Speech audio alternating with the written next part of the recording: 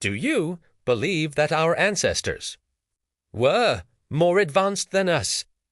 Today, we think that iPhones, the internet, and rockets are what technology is all about. But what if I told you that 4,000 years ago, buildings were constructed without cement that are stronger than today's modern skyscrapers? What if I told you that without factories, they created iron that has been sitting under the open sky for 1,600 years without a single speck of rust? History books have told us that ancient people were primitive, that they were backward.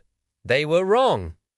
Today, we're going to decode the lost technologies of ancient India that have left even NASA and modern scientists scratching their heads. Aliens? No, my friends. This was the genius of Indian engineering. Hello, friends, and welcome to the channel. Let's pull back the curtain on India's forgotten science. First, let's journey into the heart of the Himalayas, to the Kedarnath Temple. In 2013, a devastating flood ravaged Uttarakhand, destroying everything in its path. Massive hotels, modern buildings, steel bridges, everything was swept away by the water. But amidst that destruction, one structure stood tall and defiant: the Kedarnath Temple. But why? Was it a miracle? Or was it advanced engineering? According to scientists, no cement was used anywhere in the Kedarnath Temple. It was built using interlocking stone technology. This means the stones were cut in such a way that they fit into each other like puzzle pieces. The benefit: when floodwaters or earthquakes hit, these stones shift and absorb the energy, but they don't break. They are flexible. Today's rigid concrete buildings can crumble, but this interlocking design holds strong. En GTHIS? Research from the Wadia Institute of Himalayan Geology suggests that this temple was buried under snow for 400 years. From the 13th to the 17th century, a little ice age occurred. The entire temple was inside a glacier. The immense pressure from a glacier would crush any modern building. But the stones of Kedarnath Temple only have scratches on them. They didn't break.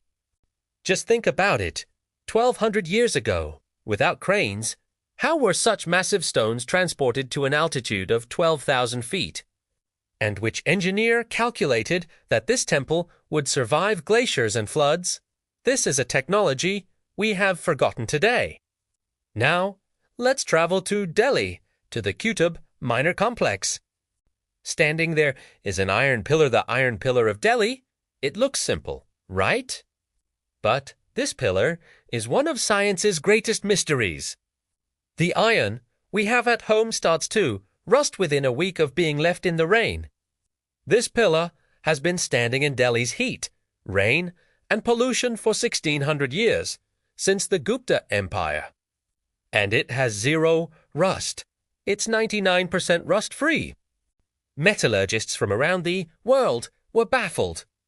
For years, people claimed it was made of alien metal.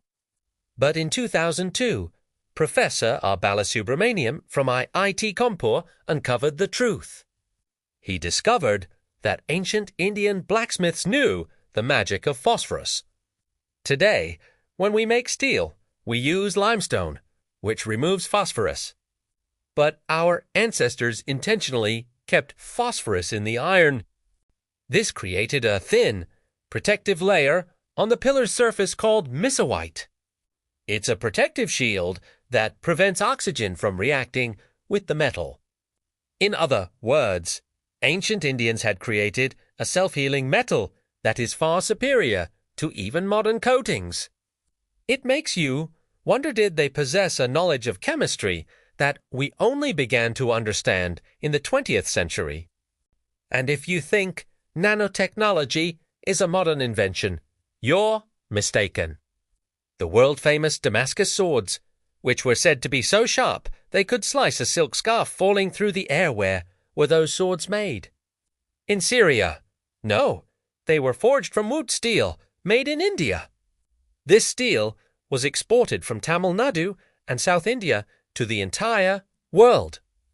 But here's the astonishing part: when modern scientists examined these swords under an electron microscope, what did they find? Carbon nanotubes. Yes!